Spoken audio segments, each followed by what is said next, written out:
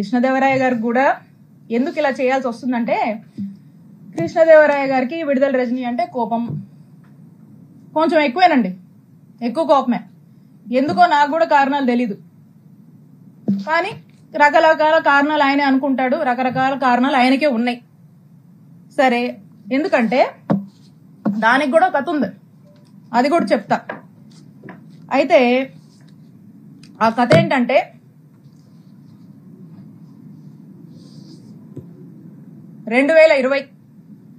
YSR Congress party అధికారంలో ఉంది.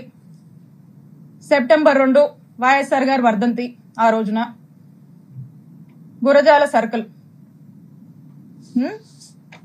ఆ రోజున కరెక్ట్ సంవత్సరంన్నర అయింది మేము అధికారంలోకి వచ్చినప్పుడు కృష్ణదేవరాయ గారు ఏం చేశారంటే, అతనికి ఎందుకో గాని నా మీద ఎందుకు కోపమో ఏంటో ఆ భగవంతుడికే తెలియాలి, ఆయనకే తెలియాలి కారణాలు. అతని కోసం, అతని గ్రూప్ కోసం, అతను ఇక రకరకాలు ఉంటాయిలేండి. సరే, ఆయన ఏం చేశారంటే, ఈ గురజాల సర్కిల్లో ఉన్నటువంటి పోలీస్ స్టేషన్లో అక్కడున్నటువంటి డిఎస్పీ గారిని, అక్కడున్నటువంటి సిఐ గారిని, ఇద్దరిని కూడా మాటలు చెప్పి మా అధికారాన్ని మా మీదకే వాడి వాళ్ళని, పోలీసులను బ్రైబ్ చేసి నా మీద, నేను మాట్లాడేటువంటి ఫోన్ నంబర్ మీద, నేను వాడేటువంటి నంబర్స్ మీద, మా సిబ్బంది నంబర్స్ మీద, మా ఇంట్లో వాళ్ళ నంబర్స్ మీద ఒక 6 నుంచి 7 నంబర్ల వరకు కూడా కాల్ డేటా తీసే ప్రయత్నం చేశారు. కాల్ డేటా తీయాలంటే ఎఫ్ఐఆర్ కట్టాలి. వీటి మీద ఎఫ్ఐఆర్ కట్టి, ఈ సర్కిల్లో ఎఫ్ఐఆర్ కట్టి ఈ కాల్ డేటా తీశారు. ఇది ఈ రోజున నేను ఎందుకు చెప్తున్నానంటే, మేమిద్దరం ఒకే పార్టీలో ఉన్నాం. ఇది మేము అధికారంలో ఉన్నప్పుడే జరిగింది. అప్పుడు నేను ఎమ్మెల్యేని.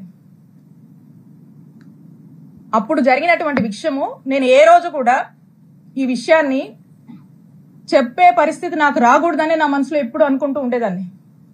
కానీ ఈ రోజున నేను ఏ తప్పు చేయకపోయినా, ఈ రోజున నన్ను బాధ పెట్టి, నా కళ్ళల్లో ఏదో కన్నీళ్లు చూద్దామని, నన్ను ఇబ్బంది పెట్టి హింసిద్దామని చెప్పి ఈ రోజున వరుస పెట్టి నన్ను టార్గెట్ చేస్తూ నన్ను ఇబ్బంది పెడుతున్నప్పుడు చెప్పక తప్పట్లేదు. కాబట్టి ఈ రోజు నేను చెప్తా ఉన్నా, ఆ రోజున మేము ఒకే పార్టీలో ఉన్నాము. వైఎస్ఆర్ కాంగ్రెస్ పార్టీ ఇంటిగ్రిటీ కోసం నేను ఆ రోజు నోరు విప్పలేదు. ఈ రోజున కూడా నేను చెప్పాలనుకోలేదు, కానీ చెప్పే పరిస్థితులు ఏర్పడ్డాయి కాబట్టి నేను చెప్తా ఉన్నాను. ఒకసారి ఆలోచన చేయండి. ఒకే పార్టీకి సంబంధించినటువంటి ఎంపీ, అక్కడున్నటువంటి ఒక బీసీ మహిళ, ఒక ఎమ్మెల్యే మీద కాల్ డేటా తీస్తారండి? కాల్ డేటా అనేది ఒక వ్యక్తి ప్రైవసీకి సంబంధించినటువంటి విషయం. నా ప్రైవసీ అంటే నా జీవితం, నా వ్యక్తిగత జీవితంలోకి రావాలనేటువంటి ఎందుకంత నీచపు ఆలోచన వారికి వచ్చిందో నాకు తెలీదు. నేను ఒక్కసారి అడుగుతా ఉన్నాను, ఈ రాష్ట్రంలో ఇంతమంది అన్నల్ని, తమ్ముళ్ళు ఉన్నారు, వాళ్ళని నేను అడుగుతా ఉన్నా, ఒక్కసారి ఆలోచన చేయండి. మీ ఇంట్లో ఒక ఆడపిల్ల ఉంటే, మీ భార్య అయినా, మీ చెల్లి అయినా, మీ అక్క అయినా, మీ ఇంట్లో ఉండే ఆడవాళ్ళ కాల్ డేటా ఎవరన్నా తీస్తే ఏంటండి? మీకెంత బాధ అనిపిస్తుందండి? మీకెంత కడుపు కాలుద్దండి? అలాగే మీరు కాల్ డేటా తీసినప్పుడు నా కుటుంబ సభ్యులు కూడా అలాగే ఫీల్ అయ్యారు.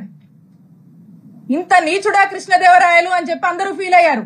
ఇది మా అధిష్టానానికి తెలుసు, మా పార్టీలో ఉన్నటువంటి పెద్దలకు తెలుసు, అప్పట్లో ఉన్నటువంటి మా పోలీస్ అధికారులకు కూడా తెలుసు.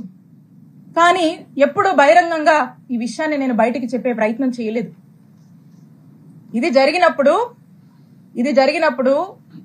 మా నాయకుడు జగన్మోహన్ రెడ్డి గారికి ఇంత మెయిన్ మెంటాలిటీ ఉన్నటువంటి ఈ వ్యక్తి ఈ విధంగా నన్ను ఇబ్బంది పెట్టి ఈ విధంగా చేశాడు అని చెప్పి, కాల్ డేటాలు తీస్తాడా అని చెప్పి నేను మా ముఖ్యమంత్రి గారికి షేర్ చేసుకున్నప్పుడు, 4 గోడల మధ్య జరిగినటువంటి విషయం. మా ముఖ్యమంత్రి గారు మహిళా పక్షపాతి, మహిళలంటే ఎంతో గౌరవం, 2 ఆడపిల్లల తండ్రి. ఆ ఇంట్లో ఆ 2 ఆడపిల్లలకు ఎవరికైనా ఒక మహిళకు జరిగితే, వాళ్ళ ఇంట్లో మనుషులకు ఎలా జరిగితే ఎలా మనం బాధపడతాం, మన విషయంలో మనం ఎలా బాధపడతామో, నా విషయంలో కూడా మా నాయకుడు జగన్మోహన్ రెడ్డి గారు ఆ రోజు అంతే బాధపడి ఇమీడియట్ గా అక్కడ ఉన్నటువంటి ప్రభుత్వ అధికారులకు, పోలీస్ అధికారులకు ఇన్స్ట్రక్షన్ ఇచ్చి ఇమీడియట్ గా నెసరీ యాక్షన్ తీసుకోమన్నారు. ఇమీడియట్ గా నిమిషాల్లో ఆ రోజు ఇక్కడ పనిచేసినటువంటి డిఎస్పీని, ఇక్కడ ఉన్నటువంటి సిఐని పిలిచి పోలీస్ అధికారులు మాట్లాడితే ఆ పోలీసులు ఏం స్టేట్మెంట్ ఇచ్చారండి? Upon the pressure of honourable MP Narasaraopet Lavu Krishnadevarayalu, upon his instructions మేము ఇది తీయాల్సి వచ్చింది అని చెప్పారు. నిమిషాల్లో సస్పెండ్ అయ్యారు ఆ పోలీసులు. ఇది చాలా మందికి తెలుసు. ఇదేదో వీళ్ళేదో కట్టుకదల్లి నా మీద ఏమాత్రం కూడా పస లేకుండా, సబ్స్టెన్స్ లేకుండా నా మీద ఏదో కేసు పెడితే నేను మాట్లాడట్లేదండి. నేను ఇదిగోండి ఆ ఎఫ్ఐఆర్ కాపీ కూడా ఉంది. మా నంబర్ల మీద తీసినటువంటి ఎఫ్ఐఆర్ కాపీ ఇది కూడా ఉంది, ఎవిడెన్స్. అక్కడున్నటువంటి డిఎస్పీ, అక్కడున్నటువంటి సిఐ సస్పెండ్ అయ్యారు. అది అందరికీ తెలుసు. నేనేదో మీలా కట్టు కదలల్లి ఏదో మాటలు చెప్దామని రాలా. ఇది ఇంత నీచమైన నిజస్వరూపం లావు కృష్ణదేవరాయది. అప్పుడు మా నాయకుడు అతన్ని ఏంటయ్యా కృష్ణ, ఏంది పని అని ప్రశ్నిస్తే తల దించుకున్నాడు కృష్ణదేవరాయలు. ఆ రోజున కృష్ణ గారు తల దించుకున్నారు. తన తల తీసేసినట్టయింది ఆ రోజున. మా నాయకుడు జగన్మోహన్ రెడ్డి గారి దృష్టిలో ఇతను చేసినటువంటి ఈ తప్పుడు పనికి, ఒక మహిళా ఎమ్మెల్యే కాల్ డేటా తీసినటువంటి తప్పుడు పనికి అతను ఆ రోజున మా నాయకుడిలో కృష్ణదేవరాయలు అనే వ్యక్తి మీద నమ్మకం కోల్పోయాడు అతను చేసిన తప్పు వల్లే. అది మనసులో పెట్టుకొని, అదే కోపం మనసులో పెట్టుకొని ఈ రోజున రివెంజ్, అధికారం ఉంది కాబట్టి ఈ రోజున రివెంజ్ తీసుకునేటువంటి భాగంగా, ఈ రివెంజ్ లో భాగంగా ఈ కట్టుకథలల్లి ఈ రోజు నన్ను డిఫేమ్ చేస్తూ నా మీద ఒక నింద, నా మీద ఒక ముద్ర వేసేటువంటి ప్రయత్నం లావు కృష్ణదేవరాయలు గారు చేస్తా ఉన్నారు. ఎవరైతే మీకు ఈ టాపిక్ డైవర్షన్, క్యారెక్టర్ అసోసియేషన్ కి ట్రై చేస్తా ఉన్నారో నేను వారికి చెప్తా ఉన్నా, ఇప్పటిదాకా నేను రిస్ట్రైన్ గానే ఉన్నాను, నేను ఎక్కడ మాట్లాడను. కానీ ఈ రోజు నుంచి నాకు కూడా ప్లాట్ఫామ్స్ ఉంటాయి, నేను మాట్లాడే అవకాశం వస్తుంది. నాకు చాలా అవెన్యూస్ ఉంటాయి. వచ్చిన అవకాశంలో, వచ్చిన ప్రతి ప్లాట్ఫామ్ మీద, వచ్చిన ప్రతి అవెన్యూలో కూడా నేను మిగతా వాళ్ళలాగా ఏదో బూతులు తిట్టే కార్యక్రమం నా వల్ల కాదు, నాకు చేత కాదు.